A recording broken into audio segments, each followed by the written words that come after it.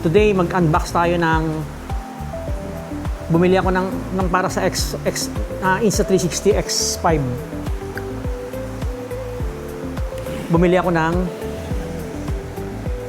Para sa kanya, para sa ilalim ng water, makakuha tayo ng magagandang footage. Pero yung binili ko, Dive Case Pro, yung malaki. Kasi para mas malaki yung...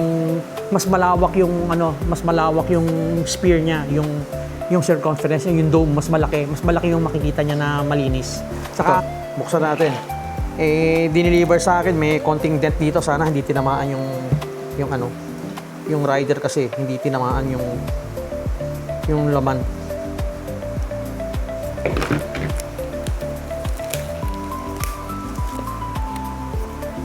So, pagka-open ng box, yan, meron siyang dalawang box sa loob. Yan. Yung unang box niya, ito yung mga yung mga instruction manual niya kung paano gamitin siguro. Babasahin natin mamaya. Kasi ito yung unang box. Yung isang box, ang laman is ayan. Meron siyang foam. Ito raw yung foam na to. Nilalagay ito sa dalawang gilid nung dome para mag-anti-fog siya. Hindi siya magpa-fog. Tapos meron siyang thumb screw. Tapos from the box, yung box niya, merong ito nga kasi ito, ano ba to? Ito yung protector niya. Protector ng dive case. Ayan, yung dive case mismo, lalagay mo dito para hindi siya magasgas. Kasi glass yan eh.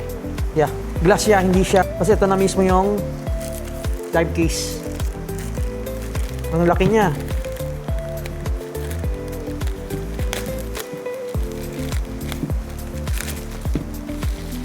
Yun. Tingnan mo naman, ang laki, dive case. Grabe, ang laki. Oh. Dito muna natin lagay para hindi siya magasgas. Glass siya eh. Glass siya. Tapos, yung foam. Yun lang yung laman niya. Kasi ito pa, meron pa pala to. Ito, ang bigat. Ang bigat nito. Parang tansya ko nasa nasa mga 300 to 400 grams siguro. Ang bigat eh, ito. Solid bakal oh. Ito yung para kasi pag nilubog mo sa water pag nilubog mo sa ilalim ng tubig yung dome, lumulutang yan eh. Kaya ito yung magbabalance sa kanya para hindi siya lumutang. Tapos dito, nakabit ko na yung anti-fog. Tapos, kabit natin to. Make sure lang na malinis yung lens bago mo ilagay. Yan, shoot na shoot naman yan eh. Ayan, shoot na shoot oh. Yun, marinig mo nag-snap eh. Ibig sabihin, kumagat na siya. Nag-snap siya. Okay, tsaka mo na isara. Ngayon ito, meron bang... Wala, okay na. Sarado na natin. Nakalabas, ayan oh. Nagsarado na siya mabuti oh. Nagsara na mabuti. Bago mo i-clip para sigurado. Ayan oh.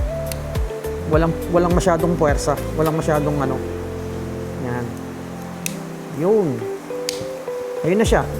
Tapos, itong mabigat, itong ilalagay mo rito, i-insert mo rito. Bigat. Para siya mag-balance. Ngayon, pag nakabit mo na ng ganun, saka mo ikakabit na itong selfie stick. Itong selfie stick mo, kakabit mo rito. Ayun na, kung meron kang pang tripod dito, di mas maganda. Pero for the meantime, ganyan, no? Ayan, no?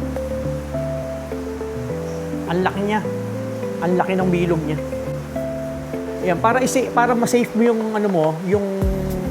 yung lens niya, hindi magasgas. Lagi mong isusuot to.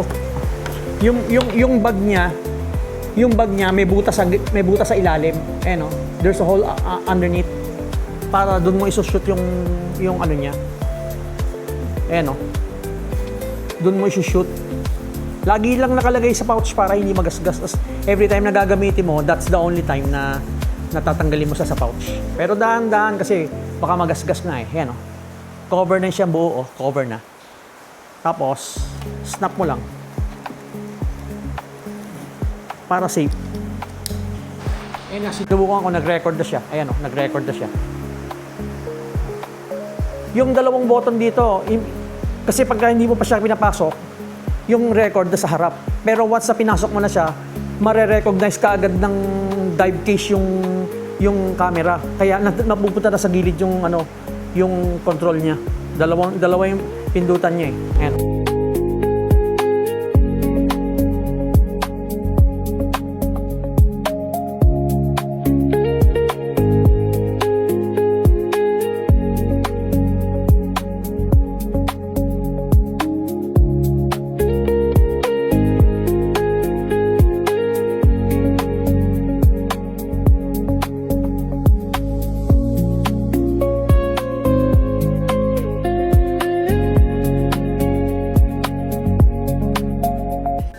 Ito na, nandito na ako sa swimming pool. Oh.